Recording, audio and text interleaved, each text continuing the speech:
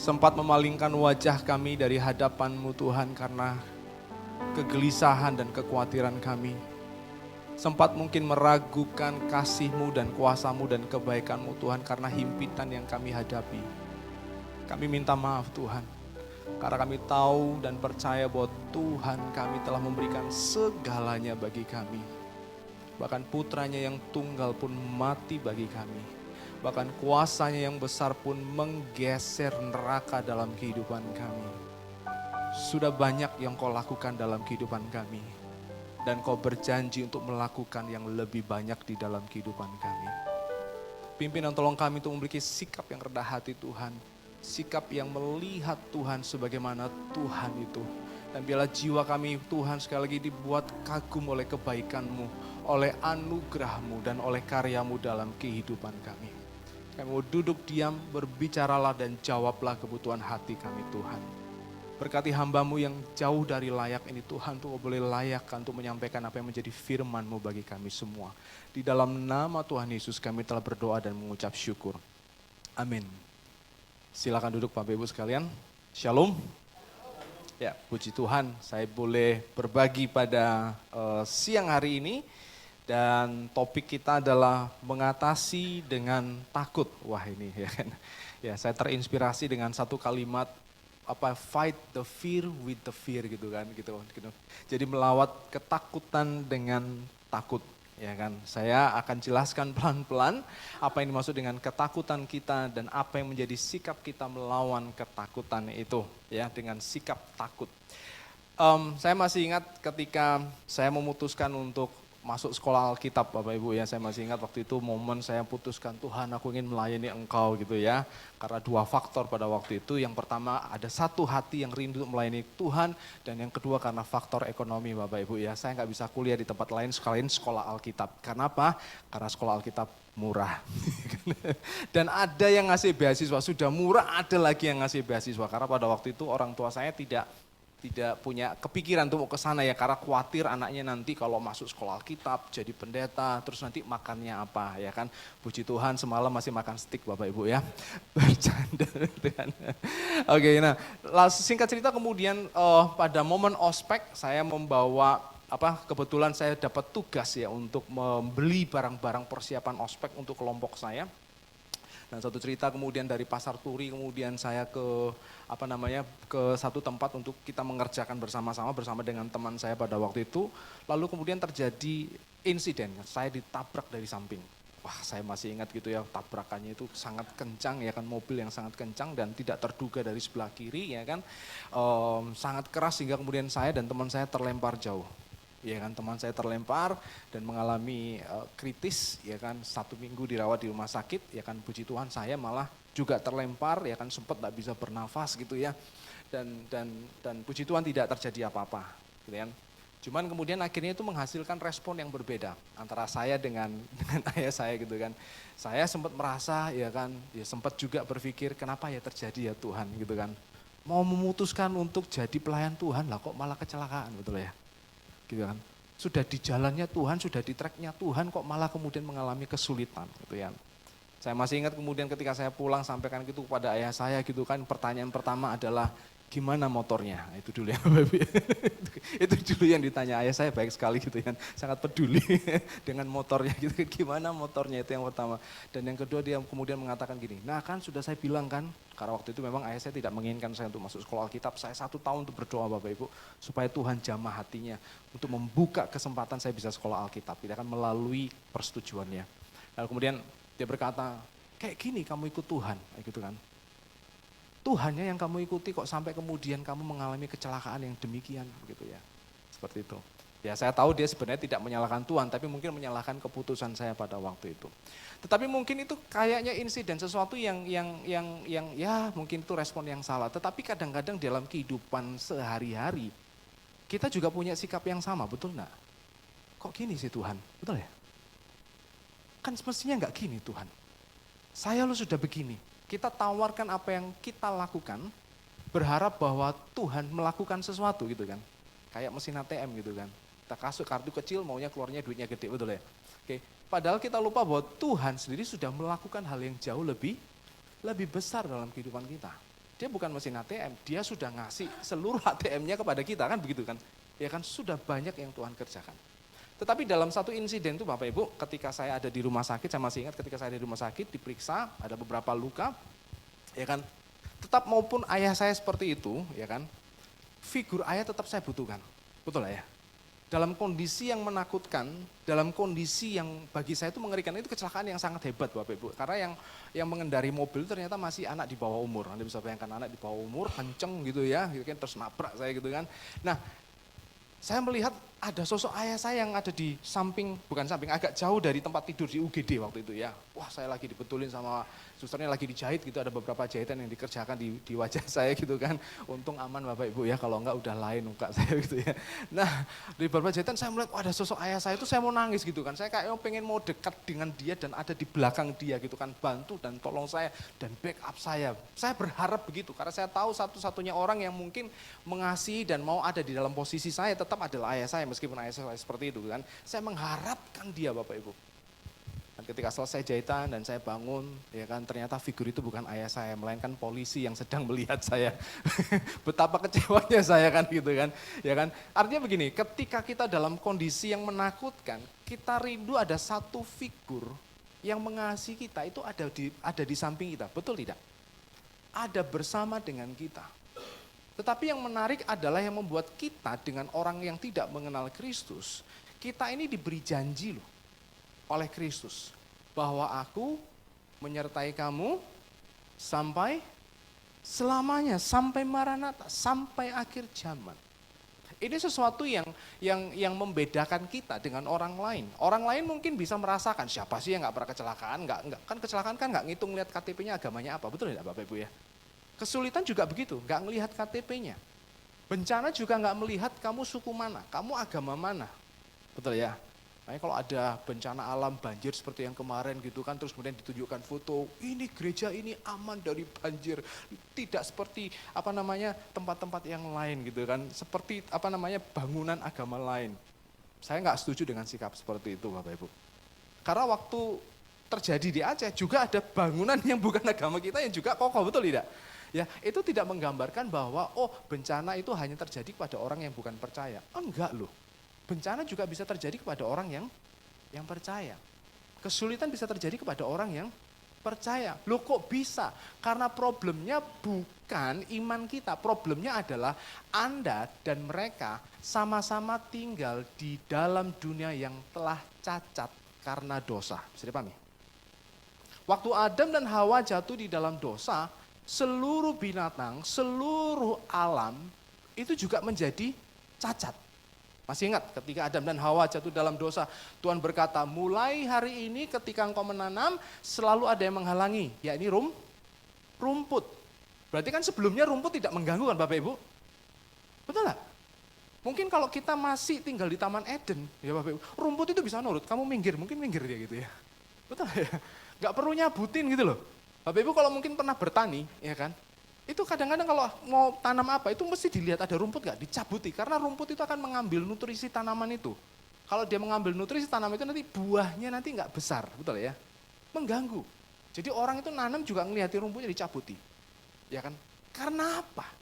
Kita ngalami kesulitan itu karena apa? Karena nenek moyang kita telah jatuh di dalam dosa. Tetapi yang menarik adalah kita saat menghadapi sesuatu yang sama-sama juga orang lain hadapi, kita punya keunikan sendiri, yakni Kristus yang bersama dengan kita. Yuk kita akan lihat satu ayat, ya kan, dari Daniel 10 ayat 17 sampai 20. Oke. Oh, maaf saya ketinggalan slide-nya. Maaf ya. Oke. Ya, Daniel 10 ayat 17 sampai yang ke-20. Oke, saya akan bacakan buat Bapak Ibu. Masakan aku, hamba Tuanku ini dapat berbicara dengan Tuanku. Sebelumnya saya berikan kisah. Jadi Daniel ini sedang sedih 3 minggu. Jadi masa berkabung dia 3 minggu. Bayangkan, saya mungkin meyakini ini masalah yang besar ya Bapak Ibu. 3 minggu berkabung. Dia nggak mau makan, dia nggak mau minum, ya kan? Padahal dia sudah tinggal di istana, dia tidak mau makan, tidak mau minum, dia berkabung. Lalu kemudian di dalam perkabungannya dia mendapatkan sebuah penglihatan, ada sosok yang menyerupai anak manusia. Oke, sosok yang menyerupai anak manusia. Nah, anak manusia inilah yang kemudian dikenal dengan Mesias. Bisa dipahami Bapak Ibu ya. Jadi kenapa Yesus mengatakan dirinya anak manusia? Karena dia adalah Mesias yang dilihat oleh Daniel, betul ya? Dalam nubuatan tentang kedatangan Mesias. Jadi waktu Yesus berkata, aku anak Allah dengan aku anak manusia, itu tingkatannya lebih tinggi anak manusia. Karena anak Allah, malaikat juga anak Allah, Anda juga anak Allah, betul tidak? Yesus anak Allah, sama. Tapi kita nggak pernah disebut anak manusia. Kita disebut dengan manusia.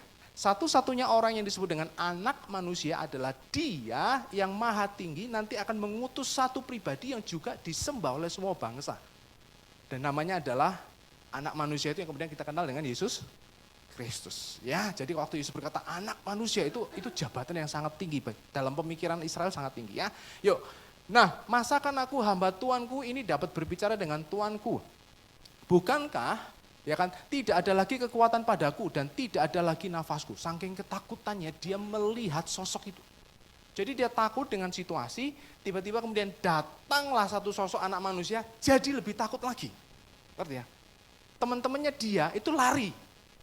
Waktu mendapatkan sesuatu itu mereka tidak melihat, tapi mereka ketakutan, mereka kabur. Daniel tidak lari, tapi dia lemah. Saking ketakutan itu gemeter loh kakinya Bapak Ibu. Ya kan? Lalu dia rupanya seperti manusia itu menyentuh aku pula dan memberikan aku kekuatan. Jadi yang sosok nampak manusia itu, yang supranatural itu datang menyentuh Daniel dan Daniel kemudian menjadi kuat.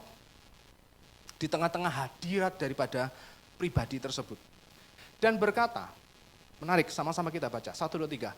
Hai engkau yang dikasihi, janganlah takut, sejahteralah engkau, jadilah kuat, ya jadilah kuat. Wah, ini yang ngomong bukan tetangga sebelah Bapak Ibu. Ini ngomong satu sosok yang ketika dia datang, itu semua pada jatuh semua.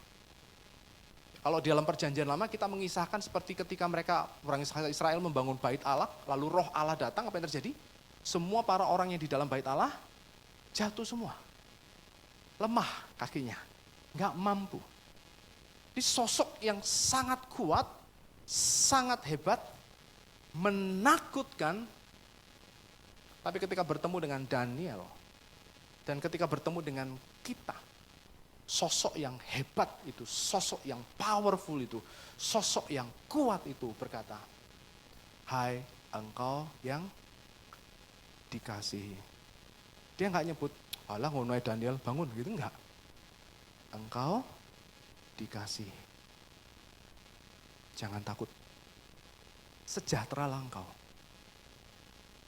Sejahtera, damailah engkau. Jadilah kuat. Ya, jadilah kuat. Sementara ia berbicara dengan aku merasa kuat lagi dan berkata, enggak cuman kuasanya yang menguatkan, omongannya itu loh yang menguatkan, betul enggak? Kenapa kita harus baca Alkitab? Karena kita selalu lemah tiap hari, betul enggak? Mobil dan motor selalu mengurangi bensinnya, betul enggak? Satu-satunya cara kita kuat ya adalah mendengar firman Tuhan. Betul tidak? Kita mendengar firman Tuhan bukan untuk kelihatan kuat di depan orang. Hei kamu ya, menurut firman Tuhan kamu harus begini. Betul lah, kadang-kadang orang menggunakan firman Tuhan terus supaya dia kelihatan kuat. Betul lah ya? Ya kan? Hei kamu, ya kan Tuhan berkata. Enggak, kita mendengarkan firman Tuhan supaya kita kuat. Bicaralah kiranya Tuanku, sebab engkau telah memberikan aku kekuatan. Lalu katanya, tahukah engkau mengapa aku datang kepadamu? Sebentar lagi aku akan kembali untuk berperang dengan pemimpin orang Persia. Dan sesudah aku selesai dengan dia, maka pemimpin orang Yunani akan datang. Nanti saya akan jelaskan itu maksud dia apa. Oke? Nah, dari ini Bapak Ibu kita bisa melihat bahwa ketika kita susah, ketika kita sulit, Tuhan itu tidak tinggal diam. Saat Daniel berkabung 3 minggu, Tuhan itu bukannya nggak peduli. Alah mari-mari dewe, enggak. Justru kadang-kadang Tuhan itu beracara dan menginterupsi di tengah-tengah ketakutan kita, kesulitan kita, Tuhan itu hendak berbuat sesuatu. Makanya saat kita menghadapi satu ketakutan mungkin, yang kita hadapi adalah kita dan masalah. Tapi coba perhatikan baik-baik kalau kita lihat di dalam seluruh Alkitab. Ketika Gideon lari, betul tidak? Sembunyi. Terus apa? Dia sembunyi dengan pasukan yang akan datang menyerang Israel. Dia sembunyi. Tuhan interupsi, betul tidak? Ya. Tuhan itu selalu menginterupsi situasi ketika anak-anaknya atau para umatnya sedang ketakutan. Tuhan kasih interupsi, Tuhan kasih interupsi. Entah kenapa. Maka mungkin kalau kita sedang menghadapi kesulitan, coba mari kita mau lihat perspektif Alkitab. Mungkin Tuhan sedang mau interupsi hidup kita, betul tidak? Sedang mau melakukan sesuatu. Oke. Nah, yang penting adalah nanti bagaimana kita belajar dari apa yang kita pelajari nanti, apa yang kemudian menjadi sikap kita. Oke. Nah, ketakutan Bapak Ibu, saya masih teringat dengan Om Yo yang sempat mengatakan, bukankah kekhawatiran itu wajar dan normal, betul ya? Wah, itu membuat saya berpikir ya. Iya ya. Itu sesuatu yang wajar gitu kan. Terus problemnya di mana? Bukankah sama juga? Ketakutan itu sesuatu yang wajar, betul ya? Takut nanti anaknya nggak sukses, wajar kan? Betul ya? Takut kalau anaknya nggak lulus, betul ya? Takut nanti mungkin usahanya nggak laris gitu kan? Itu sesuatu yang wajar. Lalu kenapa Tuhan berkata jangan takut, jangan takut, jangan takut? Apakah kemudian kita harus menyingkirkan semua ketakutan? Nah ini yang kemudian saya pelajari, saya coba memahami dan akhirnya ketemu Bapak Ibu. Ketakutan adalah wajar. Tapi ketika ketakutan menguasai kita, itu menjadi tidak wajar. Ya, Martin Luther berkata begini, kamu itu nggak bisa membiarkan burung terbang di atas kepalamu, setuju ya? Nggak bisa. Sesuatu yang mengkhawatirkan itu selalu muncul dalam pikiran kita. Sesuatu yang menakutkan selalu muncul kok, Bapak Ibu. Sesuatu yang kadang-kadang mengkhawatirkan, ya kan, itu selalu muncul kok. Sesuatu yang pesimis juga selalu muncul. Gak bisa kita katakan stop, gitu. Gak bisa. Burung terbang bisa nggak katakan stop? Ojo lewat gini, belok, gitu kan. Gak bisa. Tetapi kamu bisa menghalangi dia saat dia membangun sarang di atas kepalamu. Bisa dipahami? Betul ya? Kalau dia sudah ngambil rumput, terus hinggap gitu kan, taruh satu, betul ya? Pernah lihat ya burung bikin sarang ya Bapak Ibu ya? Oke ya, mungkin yang di perumahan jarang. Saya di kampung dekat lapangan, nggak bercanda gitu kan. Saya ngeliat burung itu ngambil itu kan, terus bawa gitu kan. Ngambil, bawa, dia menempatkan sesuatu. Nah itu nggak bisa kita halangi. Dia ambil itu lewat kepala kita nggak bisa halangi. Tapi ketika dia mulai mencelok, narok satu, narok dua, narok tiga, dan kemudian bikin sarang di atas kepala kita bisa mengusirnya. Bisa dipahami? Artinya bahwa kita tidak mengizinkan itu terus-terusan ada di kepala kita. Kekhawatiran boleh lewat. Ketakutan boleh lewat. Tetapi perhatikan, kita tidak izinkan dia tinggal di atas kepala kita. Jadi paham Bapak Ibu ya? Nah kita belajar bagaimana kita menanggapinya dengan cara yang benar. Cara menanggapi yang benar adalah gini, kita memilih untuk lebih takut kepada dia yang benar-benar menakutkan, yaitu Kristus. Jadi kalau boleh saya katakan sebenarnya ini kesimpulan khotbah kita dan mungkin selesai setelah ini Bapak Ibu nggak bercanda ya. Jadi cara kita menghadapi ketakutan dalam kehidupan kita adalah memilih untuk lebih takut kepada Tuhan. Oke, lebih takut kepada Tuhan, ya. Oke, tak tolong. Oke. Ya. Nah, bagaimana kita mengatasi ketakutan? Coba mungkin tak tolong dibantu next. Ya, oke. Nah, Bapak Ibu, saya suka nonton film-film kerajaan-kerajaan, gitu ya. Oke, kerajaan-kerajaan. Mungkin Bapak Ibu pernah nonton ya. Oke, bahkan dalam film-film kaisar gitu kan. Waktu sang raja ini datang, maupun nonton film Dune atau Star Wars gitu kan. Pokoknya kalau ada raja, biasanya itu bukan panglima ya. Satu sosok pengawal itu maju duluan. Dan kemudian membacakan siapa yang datang. Betul ya? Dia adalah anak dari raja ini, dia penguasa kerajaan ini, dia merupakan begini. Sudah selesai, set. Lalu semua pasukan, semua orang kemudian sujud dan berkata, hormat bagi raja, betul tidak? Mungkin pernah dengar itu, pernah lihat itu ya? Ya kalau di drama Korea memang nggak ada Bapak Ibu. Ya kan? Biasanya itu begitu, diserukan dulu, siapa yang datang ini? Ya kan? Dia ini penguasa, dia ini hebat, dia ini. Baru kemudian, mereka kemudian menjadi hormat. Takut akan Tuhan itu bukan ketakutan dengan Tuhan. Bisa dipahami ya? Takut dengan Tuhan adalah kita tahu bahwa dia memang menakutkan. Tetapi dia yang menakutkan itu berkata bahwa aku mengasihi engkau. Itu sikap yang takut akan Tuhan. Bisa dipahami Bapak Ibu?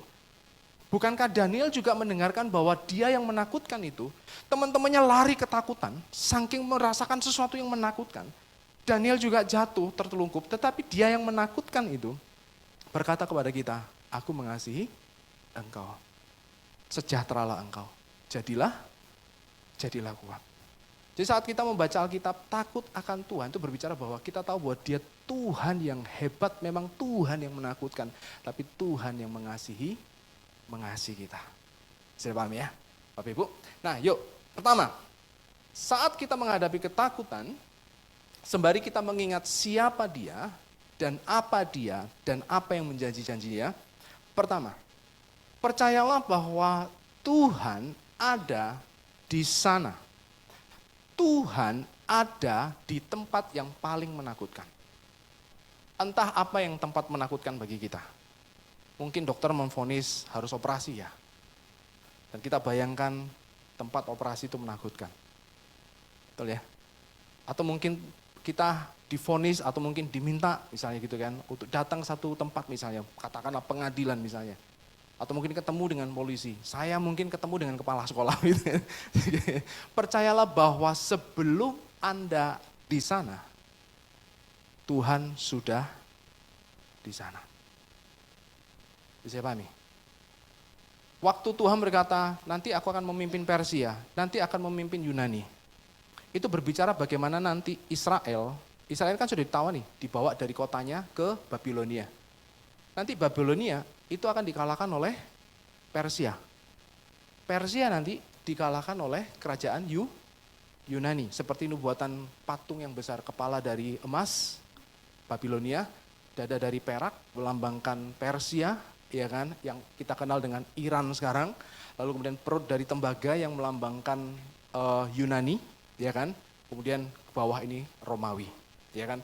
Oke. Jadi kita bisa melihat bahwa sebelum itu terjadi, Tuhan sudah ngomongin itu.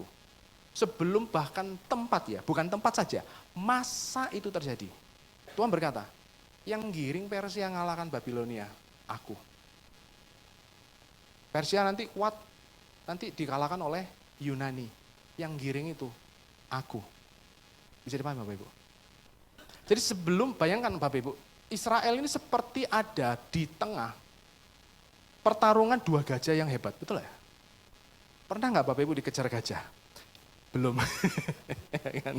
Ya, gajah yang kita kenal adalah gajah duduk, betul Bapak Ibu ya? Sarung itu. Enggak pernah, tapi Anda bayangkan Anda ini tawanan Babilonia kemudian dihajar sama Persia, itu kan benar-benar Anda di bawah pertarungan dua gajah yang gede, betul enggak? Menakutkan loh, menakutkan. Tapi Tuhan yang memimpin pertarungan itu, betul enggak? Terus nanti kemudian dikuasai oleh Persia. Persia nanti kalahkan Yunani. Tuhan yang ada di tengah-tengah itu semua. Tuhan yang mengatur itu semua. Sudah paham ya? Jadi langkah yang pertama, sikap kita adalah mari kita hormati kebesaran Tuhan. Mari kita menghormati Tuhan sebagaimana Tuhan. Di mana dia adalah Tuhan yang ada di mana-mana, termasuk di tempat yang menakutkan. Waktu Yesus berdoa di Taman Getsemani, ya kan? Dan Yesus terbayang dengan apa akan yang terjadi dalam penyaliban. Alkitab katakan apa? Yesus sukacita, tenang, bahagia, ketakutan Bapak Ibu. Saking takutnya, gemetarnya, itu sampai membuat pembuluh darah halus itu pecah. Sehingga kemudian mengeluarkan keringat bercampur dengan darah. Mungkin Bapak Ibu berkata, wah kok nggak masuk akal ya. Loh, penelitian itu sudah membuktikan hal itu pernah terjadi. Jadi di Jerman itu saat terjadi pengeboman besar-besaran, satu anak itu masuk ke dalam kolong kursi, ya kan, kolong kursi, dan dia ketakutan itu sambil keluarkan darah. Keringat campur darah. Hal yang sama juga terjadi pada seorang nelayan saat kemudian kapalnya dihajar ombak habis-habisan, dia juga ketakutan sambil mengeluarkan darah. Jadi satu bentuk ketakutan yang amat sangat menakutkan sampai kemudian pembuluh darahnya itu pecah. Sudah paham ya? Dan Yesus juga mengalami ketakutan. Jadi saat kita datang, Tuhan, tolong ya, aku ini takut. Percayalah waktu kita berdoa, Yesus paham. Karena Yesus pernah ada di dalam posisi itu. Posisi yang menakutkan itu. Tapi apa yang terjadi? Tuhan interupsi dengan mengutus satu malaikat yang menguatkan Yesus. Betul tidak? Elia, semua nabi dibunuh, semua imam dibunuh. Kayaknya cuma tinggal dia, itu pun dia diburu. Betul ya? Sampai dia berkata, mati ya aku Tuhan, masa hidup kayak gini dikejar-kejar terus dari sana, aku dicari-cari, mau dibunuh. Semua temanku yang aku kenal sudah dibunuh, tinggal aku. Ngapain aku hidup dalam pengejaran yang demikian? Lalu Tuhan mengutus malaikat dengan membawa roti. Sudah paham Bapak Ibu ya? Jadi ketika momen yang menakutkan itu, percayalah bahwa Tuhan itu ada di sana. Tuhan itu tahu, Tuhan itu mengerti. Tuhan itu melihat. Maka dengan demikian kita punya kekuatan untuk menghadapi ketakutan. Oke? Nah, saya akan memberikan satu ilustrasi, tapi bukan berarti kemudian saya mendukung perang Bapak Ibu. Sama sekali tidak mendukung perang. Bapak Ibu mungkin pernah sedang mendengarkan kisah atau mungkin membaca berita bagaimana pilot Amerika yang tertembak, betul ya? Kemudian jatuh dan di satu padang gurun Iran dan diselamatkan oleh orang banyak, betul ya? Dan bahkan mengorbankan 3 pesawat kalau tidak salah. Nah, saya membaca satu artikel yang membandingkan doktrin perang. Namanya doktrin perang. Jadi dia membandingkan doktrin perang Amerika dengan doktrin perangnya Rusia. Dia bilang begini, doktrin perang Rusia itu adalah prajurit pergi, apapun terjadi, urusannya prajurit, betul ya? Nah, Amerika itu menyuntikkan atau mengubah doktrin perangnya.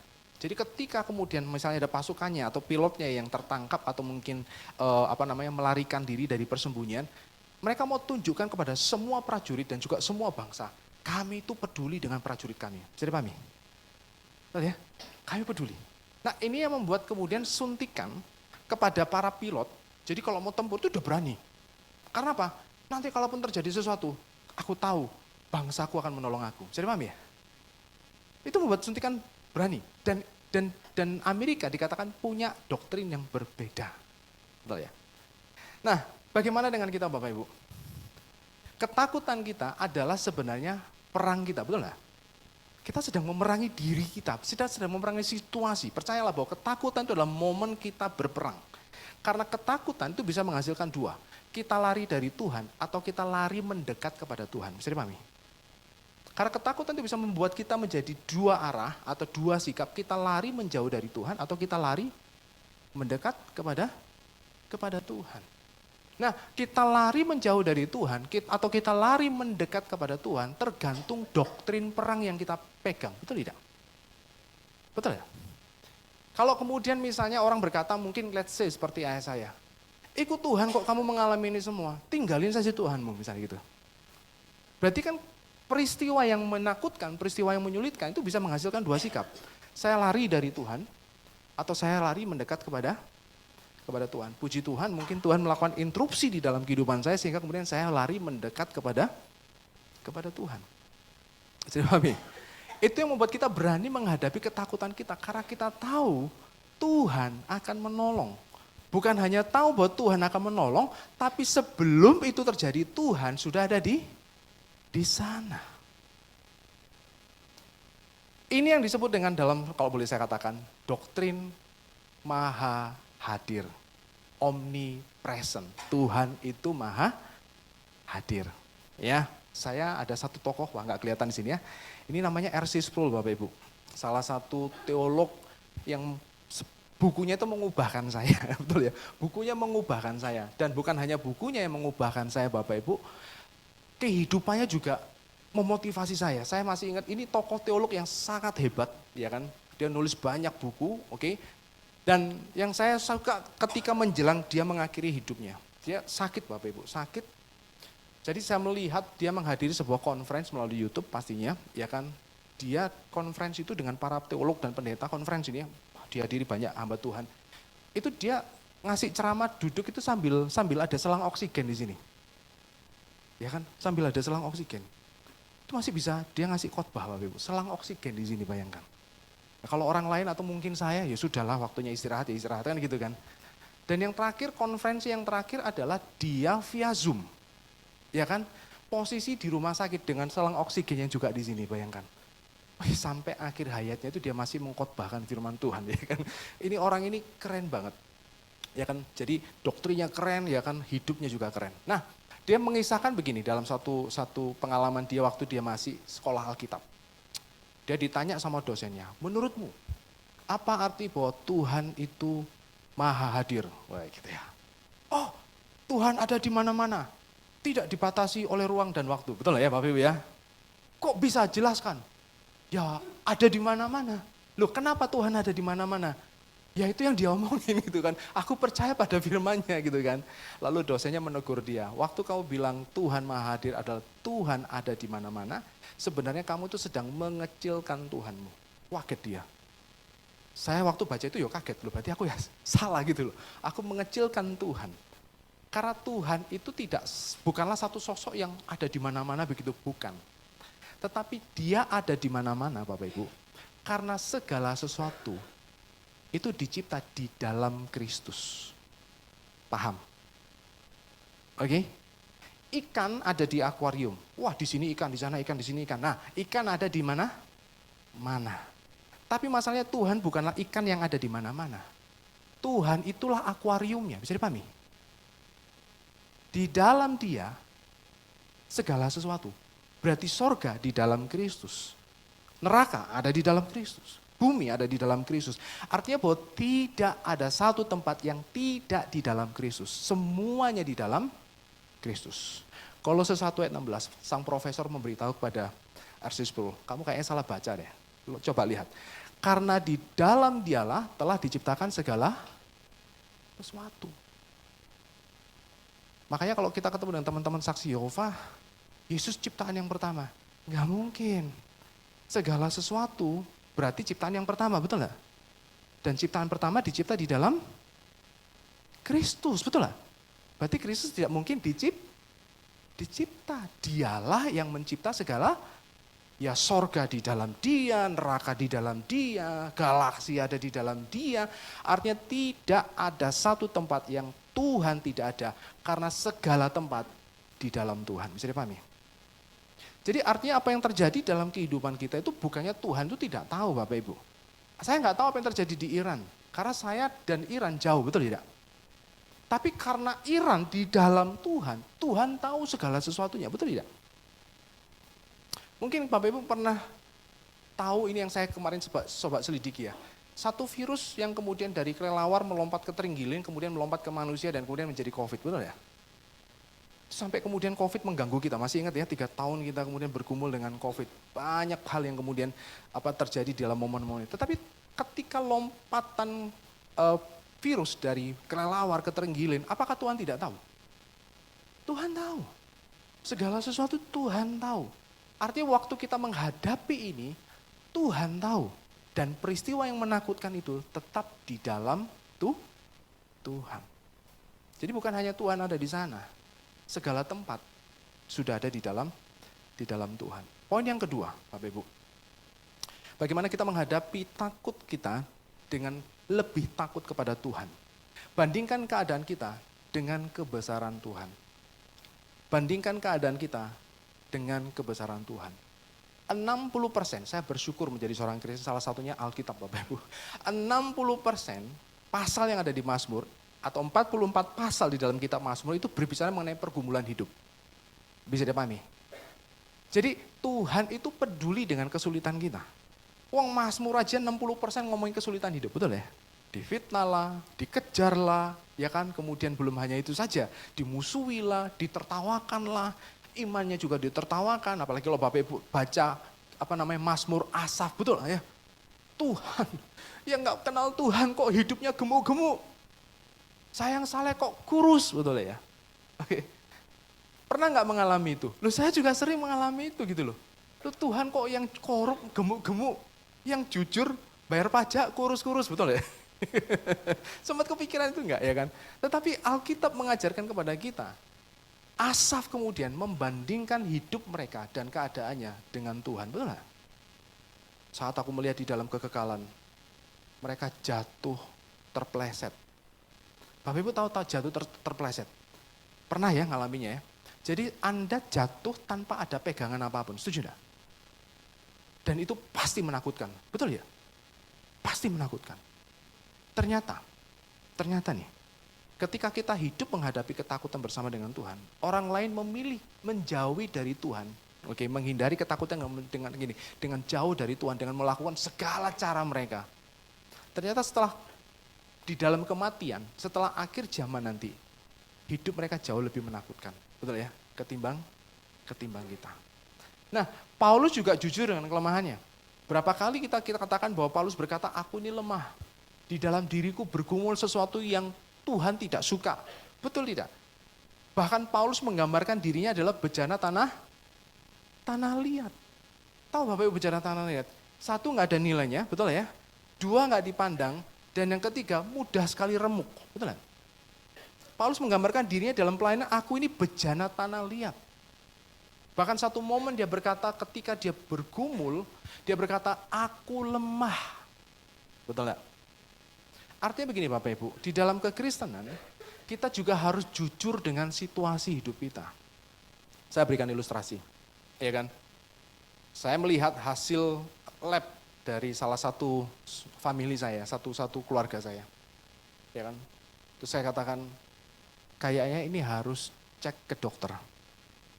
Ada indikasi sesuatu yang kurang beres dan kalau dibiarkan berbahaya. Terus jawabnya apa? Ngapain? Saya punya Tuhan kok. Kayak kamu gak percaya Tuhan aja. Terus saya lihat ini indikasinya berbahaya loh Bapak Ibu. Hasil labnya berbahaya. Ya kan? Kamu kayak gak percaya Tuhan. Nah kalau dia sudah personal attack, gitu kan. Saya khotbah di sini kok dibilang gak percaya Tuhan. Betul ya Bapak Ibu ya? Terus kalau udah personal attack saya gak mau ngomong. Karena apapun yang menjadi jawaban saya, dia akan balik jadi bumerang. Betul tidak ya? Saya katakan begini, nah apa yang menjadi problem? Sama-sama anak Tuhan, sama-sama pegang Alkitab, sama-sama baca Alkitab. Yang jadi pertanyaan adalah dia menyangkali keadaan. Setuju tidak? Saya justru mendorong, kalau memang bisa datang ke dokter supaya tahu masalahnya apa, supaya bagian itu bisa didoakan. Betul nggak? Supaya bisa didoakan, gitu kan? Tapi dia tidak mau. Ya kan, gak percaya karena dia meyakini bahwa di dalam Tuhan pasti sehat, pasti sembuh dan tidak miskin, Bapak Ibu ya. Itu yang jadi masalah. Bagi saya itu doktrin yang kurang relevan. Karena Alkitab selalu berkata, enggak kok, Paulus katakan aku lemah kok. Aku bergumul kok. Ada utusan iblis yang mengganggu aku kok. Mazmur juga, Asaf juga, Musa juga. Mereka jujur dengan kondisi mereka. Tetapi yang menjadi perbedaannya adalah mereka jujur dengan kondisi mereka dan mereka tidak terjebak dan dikuasai oleh pesimisme dan ketakutan. Betul tidak? Karena mereka membandingkan dirinya dengan Tuhan. Aku lemah, tapi Kristus kuat. Bisa dipahami? Aku bejana tanah liat, tapi Kristus harta yang mulia. Saya akhirnya kemudian mengadaptasi hal yang demikian Bapak Ibu dan kemudian oh iya ya. Saya akhirnya kemudian ada satu momen yang sangat menakutkan ya kan dan saya merasa sakit hati gitu kan karena saya merasa kalah gitu kan. Gitu kan. Saya katakan ya sudahlah Tuhan aku kalah. Aku kalah. Tapi Tuhan menang. Betul enggak? Bisa kan? Ya kan? Kalau Paulus saja mengatakan aku lemah, Tuhan kuat, kenapa kita enggak jadikan lebih relevan dengan hidup kita? Apa yang Bapak Ibu rasakan? Ya kan? Apa yang Bapak Ibu rasakan? Saya memilih begitu dan itu membebaskan saya. Artinya bahwa kekalahan saya bukanlah kekalahan mutlak karena Tuhan saya menang atas perkara ini. Betul tidak? Ya kan? Oke. Tuhan aku rugi. Tapi aku tahu Tuhan kaya. Bisa enggak? Tuhan aku bangkrut. Tapi aku tahu Tuhan ada. Tuhan kaya. Tuhan punya kapital yang besar. Tuhan punya modal yang besar. Kenapa tidak? Tuhan aku dijauhi orang lain. Tapi Tuhan dekat. Tuhan aku difitnah. Tapi menurut Mazmur katakan, engkau akan membuat nama baikku terang seperti matahari. Artinya kita membawa pergumulan kita di hadapan Tuhan, bukan hanya Tuhan yang penuh dengan kasih, tapi Tuhan yang besar. Maka dengan demikian kita punya keberanian untuk berkata bahwa saya akan hadapi ini. Bisa dipahami Bapak Ibu? Ya kan, karena kita tahu bahwa siapa Tuhan. Bukan bagaimana harusnya Tuhan loh ya. Tuhan aku sakit, Tuhan sembuhkan saya. Betul ya? Enggak, aku sakit, tapi aku yakin Tuhan mampu menyembuhkan. Cukup sampai di situ. Kenapa? Karena kalau kemudian kita minta tanggal sekian, jam sekian, Tuhan sembuhkan saya, yang jadi Tuhan siapa? Bisa dipahami? Kan itu kalimat kita kepada sopir, betul ya? Ya, toko yo, jam sak ini yo, aku aja nang bandara, aku jam ini. Betul ya? Datang dia. Lo yang jadi bos siapa akhirnya, betul ya? Mari jadikan Tuhan sebagai Tuhan. Dia punya kebijaksanaan tersendiri yang kita tidak tahu. Bahkan ketika kita mengalami kecerobohan, kenapa kita nggak katakan Tuhan aku bodoh ya? Nggak masalah kok bagi saya. Aku bodoh, tapi aku tahu peristiwa hidup ini tetap di dalam kebijaksanaan Tuhan, benar? Israel waktu dikuasai oleh Babilonia, Israel sedang melakukan kebodohan. Mereka menyembah berhala, betul tidak? Tapi kebodohan mereka tetap di dalam kebijaksanaan Allah. Daniel justru bisa menjelaskan kedatangan Mesias ketika Israel sedang dikuasai oleh Babilonia, betul tidak? Ya kan? Kita bisa melihat Mesias sebagai anak manusia saat Sadrak, Mesak, Abednego dibakar, betul ya? Ada sosok yang keempat, rupanya kayak manusia. Siapa itu? Mesias. Yang mana Mesias? Dia telah jadi manusia yang kita kenal dengan Yesus Kristus. Ketemu kita dengan orang Yahudi. Mana orang yang keempat itu? Oh, kami sedang menantikannya. Betul gitu kan? Tapi kita meyakini orang keempat itu telah menjadi manusia dan mati di kayu salib dan bangkit pada hari yang ketiga. Mari bandingkan kesulitan kita, pergumulan kita dengan kebesaran Tuhan. Kayak saya bilang Bapak Ibu, kesulitan kita, ketakutan kita itu perang sebenarnya. Ya kan? Perang. Mari kita bandingkan Tuhan yang besar.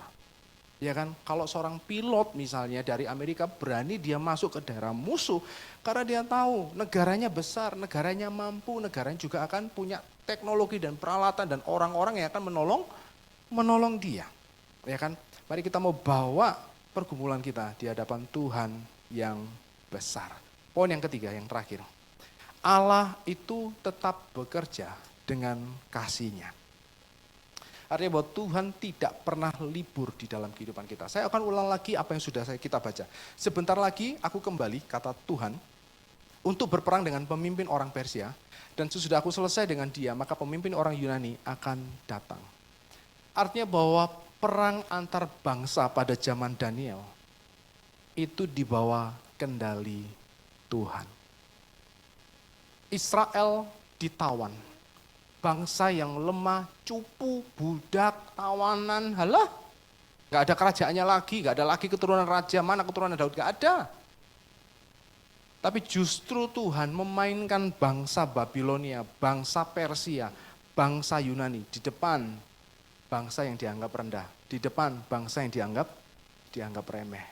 Di tengah pertarungan gajah itu, Tuhan berkata, aku bekerja. Dan dia bekerja untuk mengasihi umatnya. Betul ya? Ketika bangsa-bangsa itu berperang, Israel tidak habis bangsa yang cupu itu loh Bapak Ibu. Bapak Ibu kalau tanya sekarang, Persia di mana? Gak ada kerajaan Persia. Lokasinya ada di Iran, tapi sudah gak ada lagi kerajaan Persia. Betul gak? Anda tanya, terus Babilonia mana? Babilonia yang nangkap Israel dulu. Tidak ada. Kerajaan Yunani yang dipimpin oleh Alexander Agung, ya kan? Oke, mana? Keturunannya mana? Tidak ada. Bangsa yang ditawan yang namanya Israel, ada nggak sekarang? Ada. Wih, keren ya. Jadi sejarah yang kita baca itu merefleksikan bahwa Tuhan itu bekerja loh Bapak Ibu. Makanya ketika ada orang berkata, saya percaya Tuhan mencipta langit dan bumi, tapi setelah itu dia meninggalkan semuanya ke dalam hukum alam. Namanya deisme. Kita berani menolak, loh kenapa? Itu loh, Tuhan tuh bekerja di tengah-tengah bangsa-bangsa ini. Kamu bisa lihat perjanjian lama itu. Tuhan bekerja di tengah bangsa-bangsa itu loh. Kalau Tuhan dulu bekerja di tengah bangsa-bangsa, bukankah Tuhan juga bekerja di dalam sejarah masa yang akan datang? Makanya historia, bagi orang Kristen itu dipisah. His story. Sejarah adalah his itu dia, his story, ceritanya di dia. Jadi kalau boleh katakan, Pak, kenapa sih hidup itu ada asam dan garam? Ya kan? Karena memang hidup bukan untuk menceritakan kita, hidup untuk menceritakan Tuhan. Ya kan? Sama seperti kalau Bapak Ibu pernah lihat kuas, betul ya. Kuas itu kadang kan dicelup di warna gelap, betul ya. Kadang dicelup di warna terang, betul ya. Terus dibuat begitu sebagai kuas. Mungkin sebagai kuas kan kita bingung. Maksudmu apa tuh? Kadang putih, kadang gelap, kadang merah, kadang kuning. Saya suka kuning Tuhan, kuning aja. Terus ya gak bisa, akan dicelup ke warna yang lain, betul tidak? Tapi ternyata Tuhan celup kehidupan kita itu sebenarnya dia sedang melukiskan sesuatu, betul tidak? Dan setelah lukisan itu jadi, siapa yang dipuji? Kuas, enggak kan? Yang dipuji adalah sang pelukis. Hidup kita itu memuliakan Tuhan, pasti memuliakan Tuhan. Seperti kuas yang dipakai, celup sana, celup sini, ya kan, masuk dalam masa terang, masuk dalam masa gelap, masuk dalam masa sukses, masuk dalam masa gagal. Kita sebenarnya kuas yang sedang melukiskan keindahan Tuhan dan kemuliaan Tuhan. Dan itu bukan sesuatu yang remeh Bapak Ibu. Ya, Allah mungkin mengurangi sesuatu dari diri kita, sebenarnya untuk menambahkan sesuatu yang lebih berharga atas hidup kita. Sebenarnya khotbah saya ini bukan diadaptasi ya, terinspirasi ketika saya membaca bukunya Paul David Tripp, ya kan, Suffering, ya kan.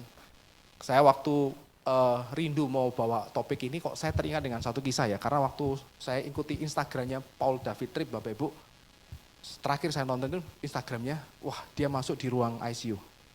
Dan dia bilang operasi yang ke-12.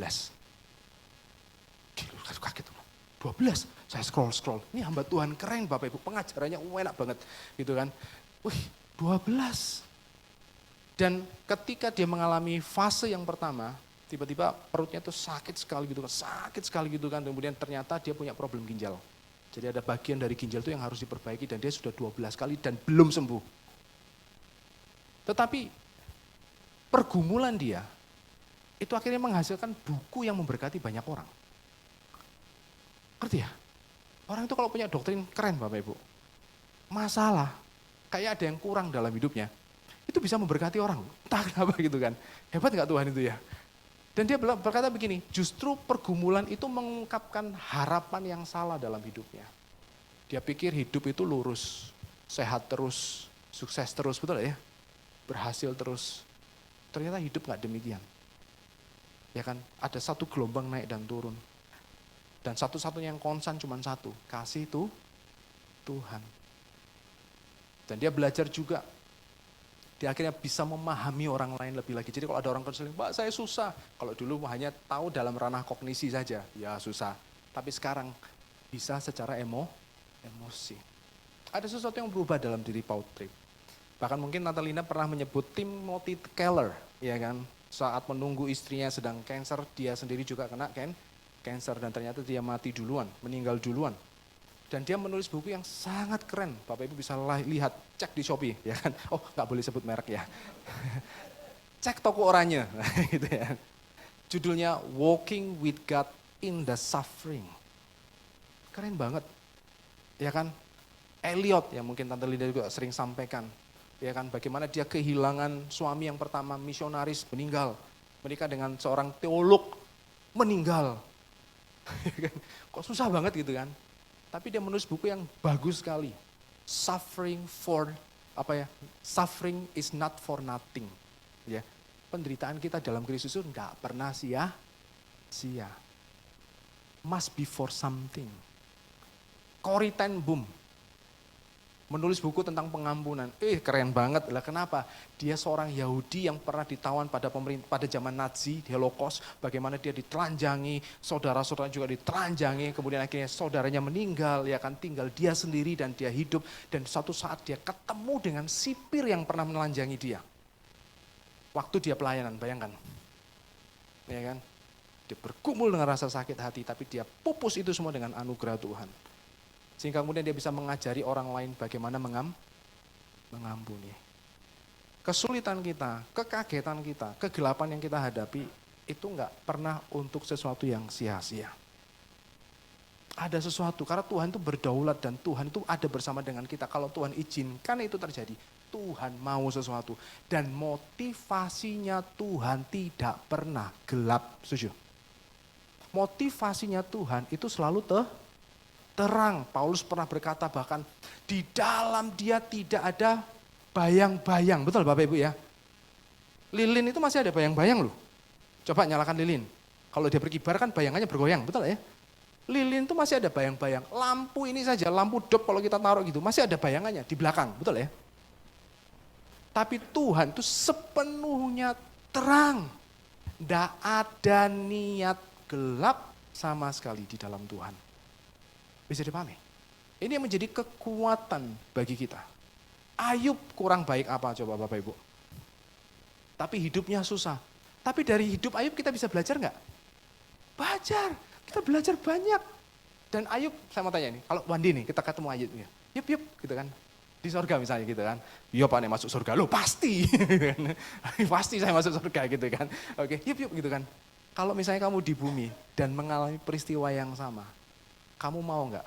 Saya yakin Ayub akan menjawab, mau. Karena setelah peristiwa yang sangat sulit itu, dia bisa melihat betapa hebatnya Tuhan. Betul tidak? Dulu aku kenal Tuhan, dengar orang. Sekarang aku mengenal Tuhan secara pribadi. Betul ya?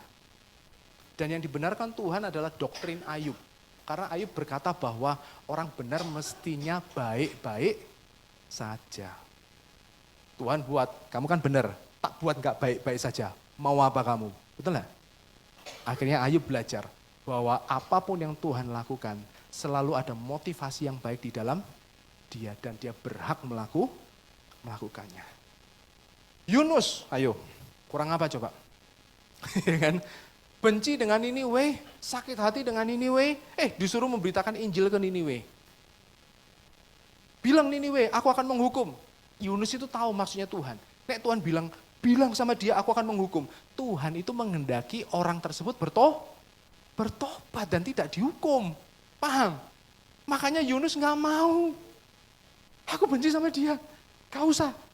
Biarkan mereka tidak mendengar firman Tuhan. Biarkan mereka tidak bertobat. Biarkan mereka binasa. Itu maunya Yunus. Tapi kemudian dia naik kapal melarikan diri. Tuhan kemudian ombang-ambingkan laut. Betul ya? Dan kemudian dia diceburkan di laut, datanglah ikan besar Bapak Ibu. Entah gimana Tuhan bisa mengutus ikan yang besar dan tepat lagi orangnya, betul ya? Yunus, ya kan? Makanya saya bilang kalau kita nonton film Aquaman, percayalah Tuhan kita lebih hebat daripada Aquaman. Karena Aquaman harus menunjuk yang itu gitu kan. Tuhan itu nggak harus datang ke laut gitu kan. Dia bisa makan orang itu ya kan. Dan kemudian Yunus di sana 3 hari 3 malam di dalam perut ikan, di tengah-tengah asam lambung itu. Dan kemudian akhirnya Yunus keluar memberitakan kebaikan Tuhan. Sekali lagi dia melihat Niniwe bertobat, dia sakit hati sama Tuhan. Ya kan? Terus Tuhan tunjukkan pohon ara, ya kan? Pohon ara dan kemudian dia bisa berteduh. Oh, berarti kan gak ada tempat perteduhan Yunus kan? Betul ya Bapak Ibu ya? Jadi kalau orang berpikir pelayanan, dalam nama Yesus pasti Tuhan akan kasih tiket VIP gitu kan. Saya ngelihat Yunus kok enggak gitu loh. Begitu sampai Niniwe dia tinggal luntang-luntung di padang belantara gitu. Sampai Tuhan tumbuhkan pohon ara. Wah, senang dia dengan pohon ara itu, seger ya, akhirnya bisa berteduh. Haleluya, puji Tuhan gitu kan. Terus kemudian apa? Besoknya Tuhan matikan pohon ara itu. Dan kemudian Yunus marah. Di mana lagi aku berlindung Tuhan? Tuhan berkata, pohon ara siapa yang tanam? Kamu Tuhan. Siapa yang numbuhkan? Kamu Tuhan.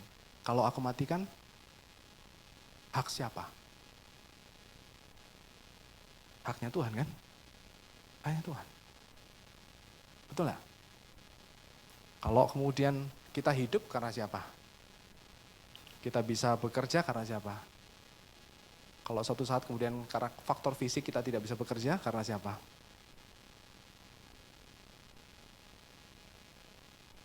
Sulit ya Bapak Ibu ya.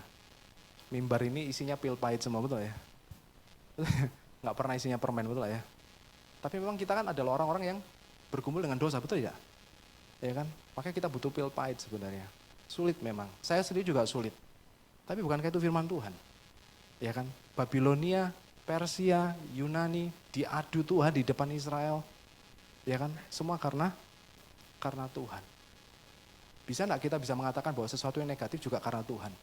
Seperti Ayub berkata ketika istrinya marah, kamu ikut Tuhan kok. Susah, anak mati, bisnis bangkrut, betul ya? Itu bahkan kebun itu katanya dihajar oleh meteor, betul? Bayangkan, api dari atas gitu kan. Terus kamu borokan kayak gini, bau lagi, dekil lagi, hidup lagi, betul ya? Ya. Lalu Ayub berkata, Tuhan yang memberi, Tuhan yang mengambil apa? Terpujilah Tuhan. Ayub, pakai saya bilang, kesulitan, kekagetan, kegelapan itu bisa menghasilkan 2 respon. Istrinya Ayub atau responnya Ayub, betul ya? Istri Ayub menjauh dari Tuhan, maki-maki Tuhan, betul ya? Ayub memilih menjadi rendah hati dan memuji Tuhan. Tapi kalau kita melihat kehidupan orang-orang yang mengasihi Tuhan, ini orang-orang yang mengasihi Tuhan Bapak Ibu. Kita bisa melihat bagaimana hidup mereka justru dipakai Tuhan lebih saat mereka mengalami kesulitan. Saya masih ingat ketika beberapa waktu yang lalu juga teman saya menghadapi kesulitan. Jadi suaminya mengalami kecelakaan kerja, ya kan, dan kemudian saya membantu. Karena saya dalam posisi juga keluarga saya juga mengalami hal yang sama. Cuman saya gagal. Nah saya pakai itu kemudian untuk memberkati dia. Langkahmu begini. Dan dia berhasil dan dia diberkati.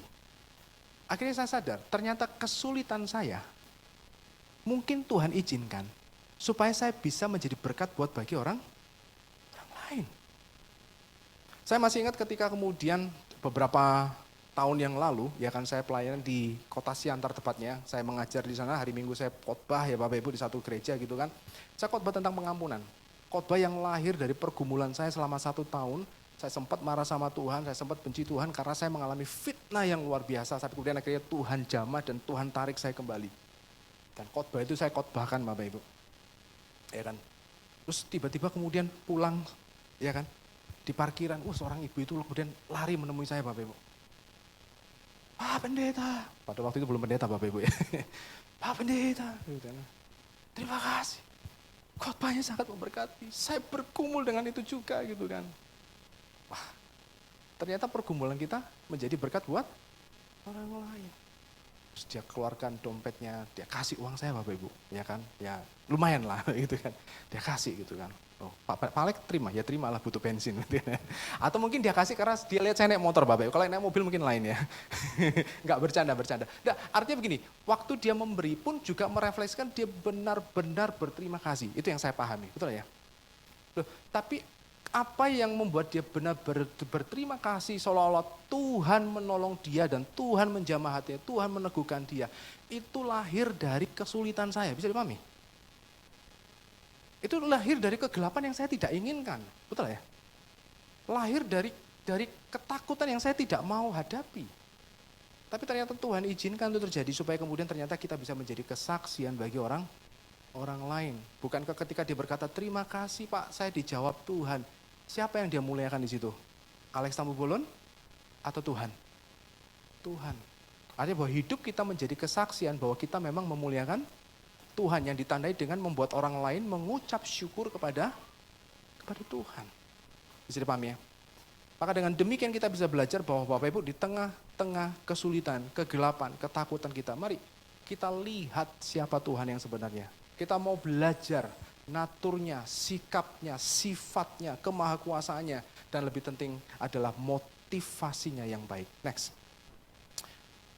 Saya waktu scrolling ya kan, saya kan masih muda Bapak Ibu ya, enggak lah bercanda ya. Itu beberapa kali saya mendengarkan satu lagu, ya kan, bahasa Korea Bapak Ibu. Ya kan, dan saya tahu lagunya.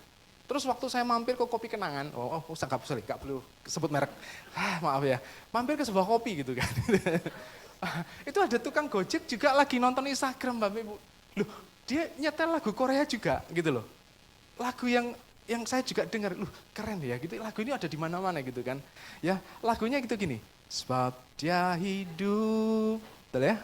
Ada hari esok. Saya nggak ngomong yang bahasa Korea Bapak Ibu, nanti Bapak Ibu kaget. Kaget kalau saya nggak bisa gitu. Ya kan, sebab dia hidup, ya kan, ku tak gentar. Nanti Kopiter bisa nyanyikan itu ya. Oke, nah ternyata saya selidiki, ini lagu ini memberkati banyak orang. Tapi tahu nggak lagu ini Bapak Ibu? Dibuat tahun 1971. Saat suami istri ya kan namanya Gloria dan William. itu bukan dalam kondisi baik-baik saja. Lagu itu, ya kan, saat mereka ini hamil anak ketiga. Sudah punya anak umur 4 tahun, terus yang nomor 2 lahir 3 bulan kemudian hamil. Nah, coba bayangkan. Ya kan, zaman dulu itu kan masih belum ada berarti kan hamilnya kan dari gejala yang ada di perut gitu kan. Kaget dia. Sudah gitu, adiknya William, rumah tangganya hancur, berantakan. Mereka bercerai. Ya kan? Sudah gitu, mereka difitnah di dalam pelayanan, katanya mereka mengambil keuntungan dari pelayanan. Ayo coba bayangkan. Lahir mau anak ketiga nggak tahu mau dikasih makan apa, ya kan? Terus saudaranya cerai, ya kan? Nggak bisa lagi ditolong, kayaknya nggak bisa ditolong lagi juga. Terus pelayanannya difitnah bahwa mereka mengambil keuntungan dari pelayanan. Kayaknya nggak ada masa depan nih Bapak Ibu ya. Nggak ada harapan. Tapi harapan mereka taruh kepada Kristus yang tersalib dan bangkit pada hari yang ketiga. Makanya di dalam kutipan lagu itu dia berkata, sebab dia hidup, ada hari esok. Mereka nggak tahu besoknya gimana. Tapi karena mereka tahu bahwa Kristus telah mengalahkan masalah terbesar dalam kehidupan mereka. Kristus telah melewati ketakutan yang terbesar yang sudah dia tanggung dalam salib. Maka tetap bagi kita ada hari esok. Bapak Ibu tahu Charles Spurgeon? Saya yakin Om Yo sering menyebut namanya. Dia ini pengkhotbah, kalau dari survei beberapa hamba Tuhan, dia pengkhotbah terbaik kedua setelah Paulus. Makanya disebut dengan the Prince of Preachers.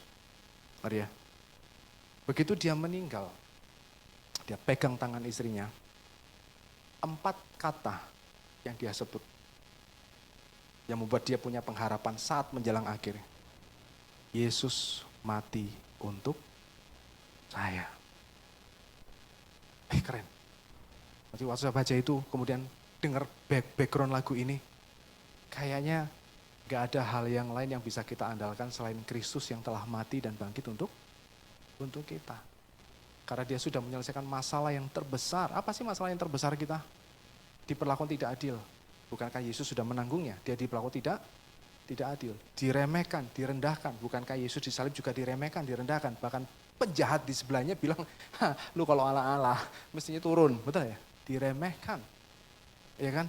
Dikhianati teman baik. Bukankah Yesus sendiri juga dikhianati teman baik. Ditinggalkan banyak orang. Ditinggalkan bahkan orang yang mengasihi kita. Bukankah Yesus juga ditinggalkan saat dia disalib. Semua itu telah ditanggung oleh Kristus. Sehingga kita bisa punya pengharapan. Yuk kita nyanyikan lagu ini, komputer. Sebab dia hidup, ada hari esok.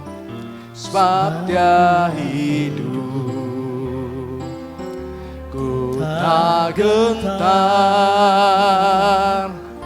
karena ku tahu dia pegang hari esok. Ku hidup jadi berarti sebab dia hidup. Katakan anak Allah. Anak Allah, kata Yesus, Yesus namanya, menyucikan, dia menyembuhkan, dia telah mati, tebus dosaku. Kubur kosong membuktikan dia hidup. Sebab dia hidup, Ini keyakinan kita, ada hari selalu ada pengharapan. Sebab dia hidup, kita punya kekuatan. Ku tak gentar, karena ku tahu dia pegang hari esok. Hidup jadi berarti sebab Dia hidup. Sekali lagi dengan sungguh-sungguh, sebab Dia hidup. Sebab Dia hidup. Ada hari esok. Sebab Dia hidup. Sebab Dia hidup. Tak gentar, tak gentar. Karena ku tahu Dia pegang hari esok. Hidup jadi berarti sebab Dia hidup. Hidup jadi, hidup jadi berarti sebab Dia hidup. Katakan hidup jadi berarti, hidup jadi berarti sebab Dia hidup. Tepuk tangan yang meriah buat Tuhan kita yuk. Mari kita berdoa. Sakit kami berarti Tuhan karena Engkau hidup. Pergumulan kami berarti Tuhan karena Engkau hidup. Tantangan, kesulitan, kegelapan, ketakutan kami berarti Tuhan karena Tuhan hidup. Semuanya kami serahkan ke dalam tangan-Mu Tuhan. Tidak ada lagi terang yang bisa kami pegang selain Kristus yang benar-benar telah mengalahkan kematian bagi kami. Telah bangkit bagi kami dan berjanji senantiasa bersama dengan kami. Engkau Tuhan yang hebat, Engkau Tuhan yang dahsyat, Engkau Tuhan yang menakutkan. Tapi Engkau memilih untuk mengasihi kami, mensejahterakan kami, dan berkata kepada kami, jadilah kuat. Ya, jadilah kuat. Biarlah firman ini terus menggema dalam hati kami Tuhan yang sedang mengalami kesulitan dan pergumulan. Paling tidak Tuhan kami boleh bisa berbagi kepada orang lain dan boleh memberkati orang lain Tuhan. Supaya mereka boleh melihat terang yang sama yang telah kami nikmati Tuhan. Yang kami syukuri. Dan kami boleh melihat keagungan Tuhan yang hebat yang kami rasakan Tuhan pada siang hari ini. Berkati kami semua. Apapun yang menjadi pergumulan kami tahu Tuhan ada di sana. Apa yang kami khawatirkan tentang masa depan, besok, lusa, atau nanti Tuhan, kami tahu Tuhan sudah ada di sana. Mungkin kami melihat ke belakang peristiwa trauma yang sangat menyakitkan kami.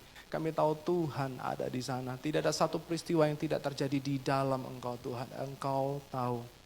Dan kami boleh melihat bahwa hati-Mu penuh dengan kesucian dan kemurnian dan kasih kepada kami. Sehingga kami yakin apa yang terjadi dalam kehidupan kami Tuhan tidak pernah sia-sia. Terima kasih buat segala kebaikan-Mu Bapa. Di dalam nama Tuhan Yesus kami telah berdoa mengucap syukur. Sama-sama kita katakan amin. Tuhan Yesus memberkati.